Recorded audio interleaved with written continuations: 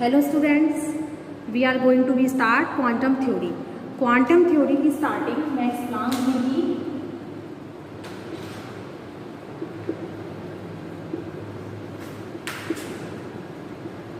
Max Planck ने बताया, इसको आपने बीच में पढ़ा था प्लांक कांस्टेंट, ठीक है। अब वो कांस्टेंट कहाँ से आया आज आप उसे जानेंगे, ठीक। तो वो जो बोहर का एटॉमिक स्पेक्ट्रम का मॉडल था, जो हाइड्रोजन का मॉडल था, जिसमें हमने बहुत सारी क्या पढ़ी थी, सीरीज़ पढ़ी थी, लाइमन सीरीज़, बामर सीरीज़। उसमें क्या था कि आप ये देख रहे थे, बोर्स ने बताया कि स्पेक्ट्रम में जो लाइंस निकल रही हैं वो एक तरीके की वेव्स हैं, ठीक है ना, वेव्स हैं। और जैसे अल्ट्रावायलेट वेव्स, इलेक्ट्रोमैग्नेटिक वेव्स। तो प्लांक ने ये बोला कि जो लाइट है वो वेव नहीं है, क्या है, पार्टिकल है। बोहर्स ने बताया कि जो आपकी लाइट्स हैं, जो भी रेडिएशंस निकल रही हैं, वो क्या है, वो पार्टिकल है। अब लाइट कौन कौन सी लाइट थी आपकी, अल्ट्रावायलेट रेज भी थी, यूवी रेज थी, इलेक्ट्रोमैग्नेटिक वेव्स थी। तो उन्होंने ये बोला कि जो लाइट है they are made up of tiny small particles. ये बहुत ही छोटे छोटे पार्टिकल से मिलके बनी है और हर पार्टिकल की फिक्स एनर्जी है। उन्होंने इस एनर्जी को बोला एच न्यू। न्यू क्या है यहाँ पर, फ्रीक्वेंसी, ठीक। एच क्या है यहाँ पर, प्लांक कांस्टेंट, प्लांक कांस्टेंट, ठीक है। तो उन्होंने हर पार्टिकल की एनर्जी को फिक्स किया, E is equal to H nu, ठीक। यहाँ से आपका क्या है, प्लांक कांस्टेंट। प्लांक कांस्टेंट की वैल्यू आपको पता ही है, 6.6 इंटू 10⁻⁻34 जूल सेकेंड। ये क्या है, फ्रीक्वेंसी, ठीक। और ये पार्टिकल की एनर्जी, रेडिएशन ऑफ एनर्जी। तो उन्होंने बताया कि जो लाइट की हम बात करते हैं, हमने अभी तक क्या बोला, वेव, ठीक। वो वेव नहीं है, वो पार्टिकल है। और कैसा पार्टिकल है, स्मॉल पार्टिकल है। और हर पार्टिकल की अपनी एक फिक्स एनर्जी है। अपनी फिक्स एनर्जी को लेके वो बाहर निकलता है और वो हमें वेव की तरह दिखाई देता है, ठीक। अब ये बात प्लांक ने बताया अपने मॉडल में। उन्होंने यही चीज़ डिस्कस की कि स्मॉल पैकेट्स ऑफ एनर्जी, उन पैकेट्स ऑफ एनर्जी को उन्होंने नाम दिया,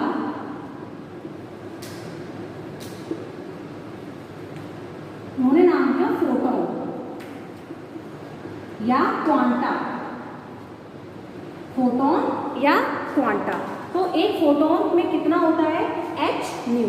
तो हर लाइट की मान लीजिए एक ये है, एक ये है, मान लीजिए इसकी एच न्यू हो गई, इसकी एच न्यू डैश हो गई, ठीक है। तो हर पार्टिकल की अपनी खुद की एक एनर्जी है और वो एक फिक्स एनर्जी लेके ही बाहर निकलती है, ठीक है। जैसे H new, 2H new, 3H new, ठीक। तो इस तरीके से उन्होंने पूरी थ्योरी को ही खत्म कर दिया। उन्होंने ये बताया कि वेव नहीं है, वो पार्टिकल है। बहुत सारे एक्सपेरिमेंट हुए। तो हमने जो अब तक पढ़ा था वो क्या था, वो एक वेव है, वेव की तरह बिहेव करते हैं। अगर वो इलेक्ट्रोमैग्नेटिक वेव्स हैं, जितनी भी वेव्स हम पढ़ते हैं, कौन कौन सी, इलेक्ट्रोमैग्नेटिक वेव्स या अल्ट्रावायलेट वेव्स, इंफ्रारेड, ये सब पढ़ते हैं, तो बेटा वो किसकी स्पीड से चलती हैं, वो चलती है लाइट की स्पीड से, ठीक। लाइट की स्पीड से चलती हैं। तो उन्होंने इसमें एक रिलेशन ये दिया कि C लैम्डा, ठीक। उन्होंने ये अपना ये किसके बराबर रखा, उन्होंने वेलोसिटी के बराबर, sorry, E is equal to H nu और nu is equal to C upon lambda. तो उन्होंने ये बोला कि जब लाइट है तो लाइट के पास अपनी फ्रीक्वेंसी होगी, वेवलेंथ होगी और अपनी स्पीड होगी, ठीक है। और वो v किसमें कन्वर्ट कर दिया उन्होंने, स्पीड ऑफ लाइट, ठीक। क्योंकि कोई भी इलेक्ट्रोमैग्नेटिक वेव है वो आपकी किससे चलती है, लाइट की स्पीड से चलती है। तो उन्होंने उसमें ये रिलेशन दिया, nu is equal to C upon lambda.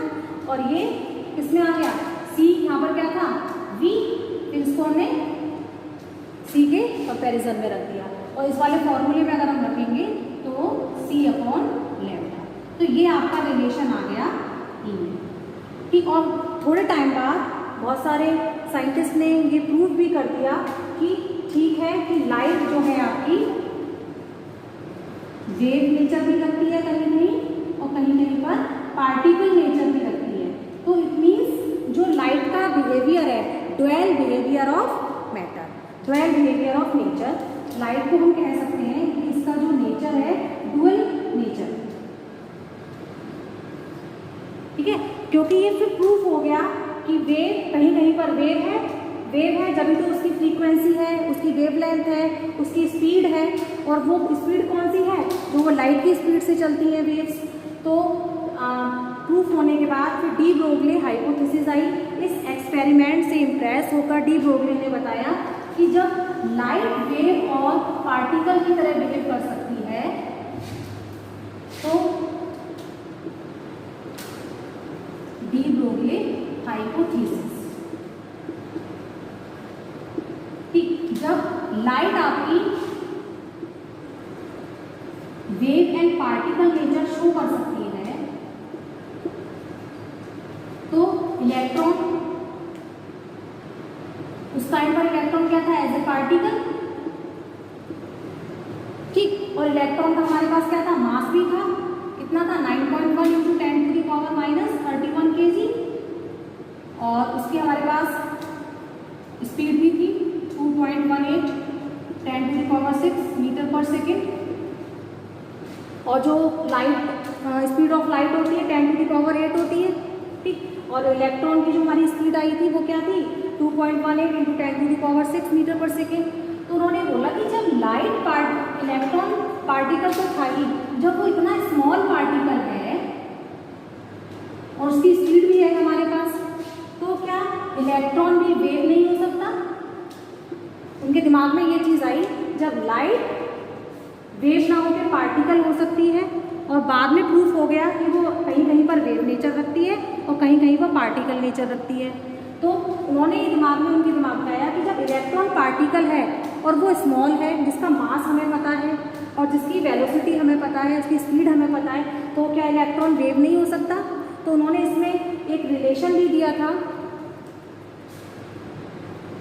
Lambda is equal to h m v, जिसको हम बोलते हैं H/P। ये क्या है एम वी, ये क्या मोमेंटम। और बाद में डेविसन एंड जर्मन साइंटिस्ट हुए जिन्होंने इलेक्ट्रॉन का डिफ्रैक्शन एक्सपेरिमेंट किया, और ये एक्सपेरिमेंट केवल उन्हीं के लिए होता है जो वेव नेचर रखते हैं, ओनली फॉर वेव के लिए एक्सपेरिमेंट है।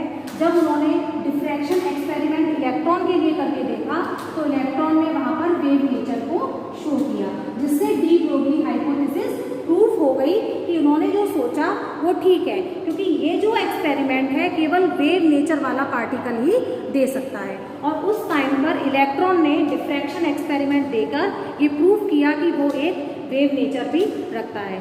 तो यहाँ से निकल के आया हमारे पास कि इलेक्ट्रॉन क्या है, dual nature, dual nature of electron. Electron का भी डुअल नेचर है, as a particle, as a wave, ठीक। अब उन्होंने ये बताया कि ये क्या सारे पार्टिकल्स पर हो जाएगा?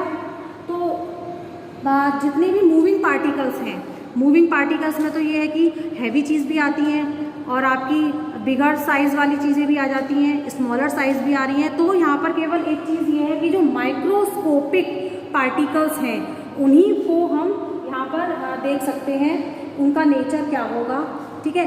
जितना आपका अगर बिगर पार्टिकल्स को ले लेते हैं तो उसका लैम्डा इतना स्मॉल आएगा कि आप उसको मेज़र ही नहीं कर सकते, ठीक है ना। तो लैम्डा भी तो ऐसा होना चाहिए, वेवलेंथ भी तो ऐसी होनी चाहिए जिसको आप देख लें या मेज़र कर सकें।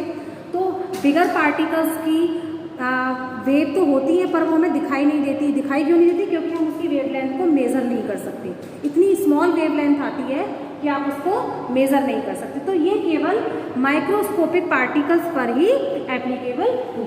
इसके बाद आपका नेक्स्ट प्रिंसिपल है अनसर्टेनिटी प्रिंसिपल, जो हेज़नबर्ग ने दिया।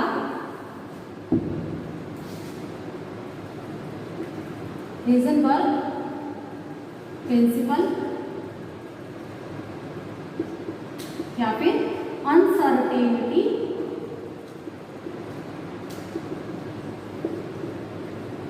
Principal, okay.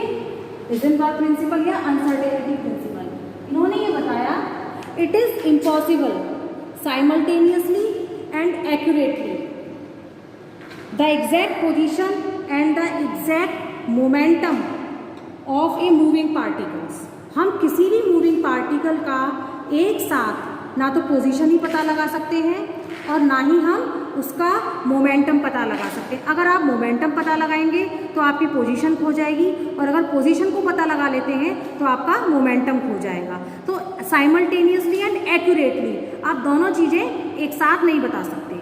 ओके, तो उन्होंने ये इसमें क्या किया, अपना एक रिलेशन दिया, delta x into delta p greater than and equal to h upon 4 pi. X क्या है,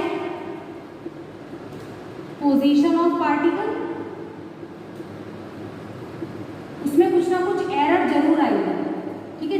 आप दोनों चीजें पता नहीं लगा सकते। मोमेंटम ऑफ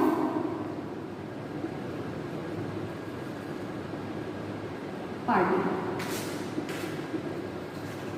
आप अगर किसी स्मॉलर पार्टिकल का, माइक्रोस्कोपिक पार्टिकल का अगर पोजीशन पता लगा लेते हैं कि वो यहाँ पर है, उसका फिर आप मोमेंटम पता नहीं लगा पाएंगे। अगर आपने उसका मोमेंटम पता लगा लिया तो पोजीशन कहाँ पर है उसकी आप ये नहीं पता लगाएंगे, वो खो जाएगी।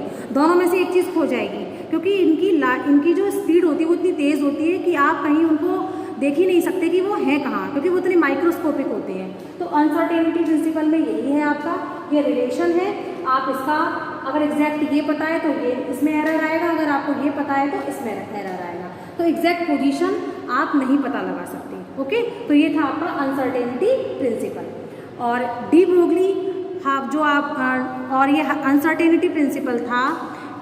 इसके बाद आपका जो बोर मॉडल था, बोर मॉडल क्यों फेल हो गया, इसीलिए फेल हो गया, उसमें ड्रॉबैक्स क्यों आई। एक तो वो हाइड्रोजन लाइक स्पीशीज़ के लिए ही एप्लीकेबल है, उसी के लिए। जैसे हाइड्रोजन में स्पेक्ट्रम की बात करें तो उन्होंने केवल हाइड्रोजन पर दिया, मतलब इसके पास क्या हो, एटॉमिक नंबर 1 हो। जैसे अगर मैं बात करूँ हीलियम प्लस ये दे सकता है, लिथियम प्लस प्लस ये दे सकता है, तो इसमें नंबर ऑफ इलेक्ट्रॉन फिर कितने आ जाएंगे, 1। तो ये केवल एक ही इलेक्ट्रॉन के लिए आपका एप्लीकेबल था बोहर मॉडल, ठीक। तो बोहर मॉडल के जो ड्रॉबैक्स थे वो यही थे। फर्स्ट ड्रॉबैक तो ये था, he is applicable only for hydrogen like species.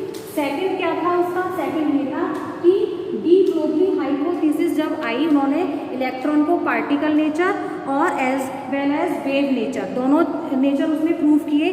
जबकि बोहर मॉडल ने electron is a moving particle, उसने उसका सर्कुलर पाथ भी फिक्स कर दिया था, उसका रेडियस भी फिक्स कर दिया था।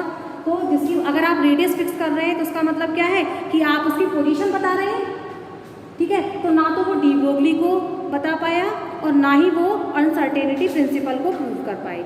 तो जिसकी वजह से ये दो चीज़ें, 3 ड्रॉबैक बहुत बड़े थे जिसको बोर मॉडल ने प्रूफ नहीं किया था। नेक्स्ट आता है, जब आप स्पेक्ट्रम लाइन देखते हैं तो वो स्प्लिटिंग हो जाती है magnetic field and electric field में जाकर। तो ऐसा क्यों होता है ये भी वो नहीं बताए। इसको हम बोलते हैं ज़ीमैन इफेक्ट। ज़ीमैन इफेक्ट जब मैग्नेटिक फील्ड में स्प्लिटिंग होती है, ठीक है, उसको हम बोलते हैं ज़ीमैन इफेक्ट। और स्टार्क इफेक्ट वो होता है जब आपकी इलेक्ट्रिक फील्ड में स्प्लिटिंग होती है, ठीक। तो ये दोनों इफेक्ट ऐसे हैं जिनको बोर मॉडल ने अच्छे से एक्सप्लेन नहीं किया था। स्प्लिटिंग होती क्यों है, ज़ीमैन इफेक्ट और स्टार इफेक्ट दोनों ही बोर मॉडल के अगेंस्ट थे। ओके, तो आई होप आपको ये सारे मॉडल समझ में आ गए होंगे। इसके बाद अब हम electronic configuration of Bohr principle और एक अलग टॉपिक पढ़ेंगे जो इनसे थोड़ा सा अलग हटके होगा। Okay, thank you.